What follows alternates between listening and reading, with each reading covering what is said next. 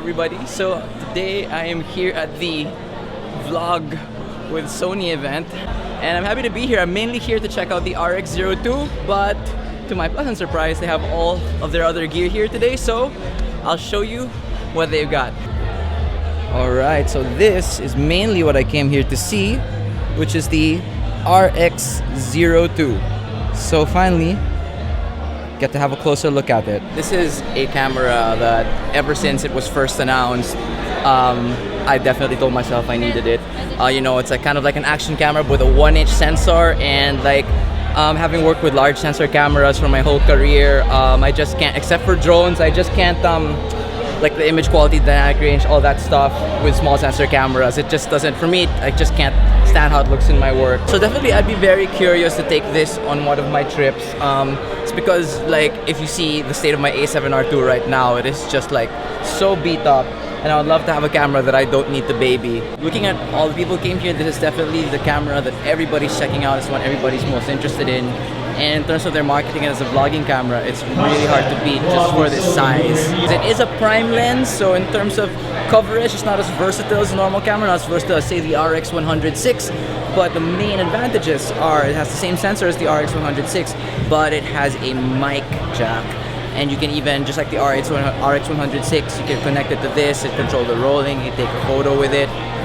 But yeah, I think it's that mic jack along with the size that make it kind of dethrone the RX106 as the belle of the ball for a compact vlogging camera. Aside from the fact that you can take it underwater, it's basically sort of an action camera. So personally, I think it's really cool. I definitely want one.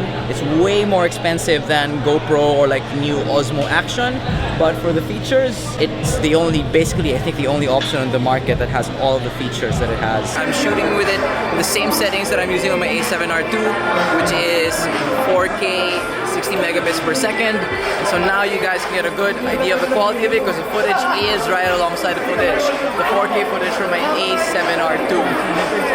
So the cool thing they said about this was that unlike the A7R2, the 4K is not pixel bin. It's oversampled, you know, 5K downsampled to 4K. As you can see here, I've got this up. This is how I'm vlogging right now. Let's walk around with it a little bit, see what's up.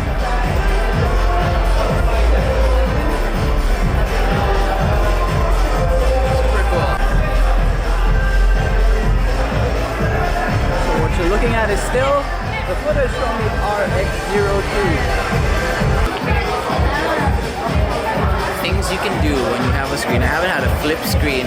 It's still on the RX02. I haven't had a flip screen since like I had my Panasonic GH3. It's actually super nice to have one again. So that's it. This is my first try vlogging with the RX02 instead of this ginormous thing. Now let's check out the other stuff. Let's look for the A6400. So I'll talk about the A6400 in a bit, but take a look at the size of the 24 f1.4. I have a 24 1.4 Samyang and it's freaking enormous. I hate tossing it in my bag, but it's my main astrophotography lens. But this 24 1.4 is just like the size of like an 85 1.8 on a full frame. It's crazy how small this lens is, and that's probably why it's so expensive, but crazy. It's so tiny and so light that it doesn't even unbalance the A6400, which is a really small camera. See, on the A6300, which I have, it's so light that without the IBIS and you're using one of the lighter lenses, it just gets really shaky all over the place. But again, it's like the A6500 doesn't have the flip screen, so I mean, like if you're just using it for filmmaking, it's not a big deal. But if you are vlogging, that's one thing to keep in mind with the A6400, but you have to weigh that against like the A6400 doesn't have overheating, it has unlimited shooting, and it has the flip screen. This is another camera I'd love to really take on the field with me, and this along with the RX02 would be great for me. But actually, what I really love here is this crazy small 24 1.4, the best 24 1.4 on the market. That about does it for today's event. It was really cool. Thanks to Sony for the invite. Happy, very happy to be able to check out the A6400 and the RX0 Mark II, and even the 24 1.4 G Master. All of these cameras and this lens are on my list. Hopefully I'll be able to get my hands on them soon to give you a real field test, make some good travel content out of it. As always, thank you for watching. Don't forget to hit like and subscribe. See you guys next time.